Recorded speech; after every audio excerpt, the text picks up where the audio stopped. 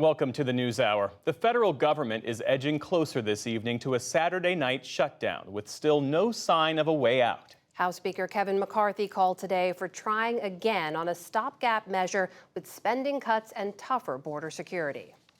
The House is working on passing 73% of all the appropriation bills of the job we're supposed to do by Thursday. We're bringing up on Friday ability to fund the government, but at the same time secure our border. So yes, we're doing our job. Hard-right Republicans already refused an earlier short-term measure, and it's still unclear if they will back McCarthy's play. Meantime, the Senate's Democratic Majority Leader Chuck Schumer pushed a bipartisan continuing resolution today to fund operations into November. We cannot have members trying last-minute delay tactics and risk a shutdown. The CR agreement the Senate has released is a good, sensible, and bipartisan, let me emphasize bipartisan, bill. Senate Republican leader Mitch McConnell also supported the resolution. He said closing the government will achieve nothing. 7 candidates for the Republican presidential nomination hold their second debate tonight. They'll meet at the Reagan Presidential Library in Simi Valley, California. But as with the first debate, former President Trump won't be there. Instead, he'll be speaking to striking auto workers and others just outside Detroit at a non-union auto supplier.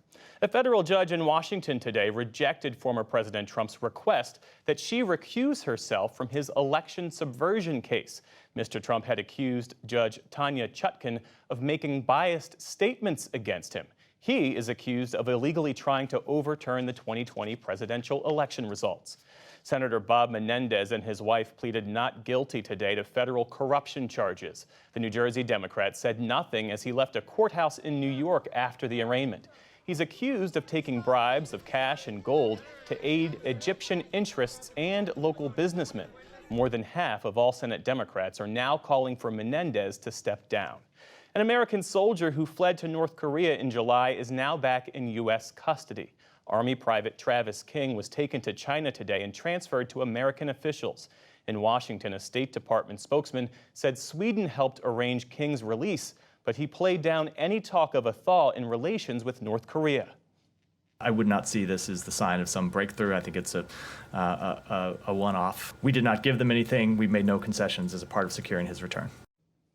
King was flown to a U.S. military base in South Korea and was headed back to the U.S. mainland. He had been convicted of assault before bolting across the border between the Koreas. Now he faces military punishment for going AWOL. The mass exodus of ethnic Armenians out of Nagorno-Karabakh is still accelerating tonight after Azerbaijan recaptured the region.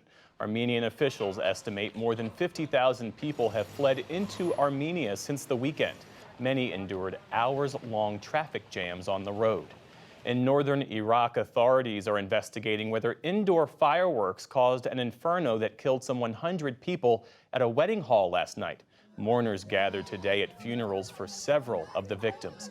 Meantime, the search for bodies continued, with a number of people still missing. My brother and my wife are dead, but 2 of my daughters are missing. We searched all of Mosul, but nothing. We were all sitting here, and my wife went to the bathroom. She and my brother weren't burned at all. They suffocated, just suffocated, in the bathroom. State media reported that an arrest warrant has been issued for the wedding hall's owners. President Biden announced a $100 million research effort today against drug-resistant bacteria. The so-called superbugs kill more than 1 million people worldwide each year. The new initiative came as the president met with science and technology advisors in San Francisco. Data suggests the problem of drug-resistant bacteria worsened during the pandemic. South Korean automakers Hyundai and Kia are recalling more than 3 million vehicles across the U.S. They say a brake fluid leak could touch off fires in the engine compartments. The affected models are cars and SUVs from 2010 through 2019. Owners are advised to park outdoors until repairs are complete.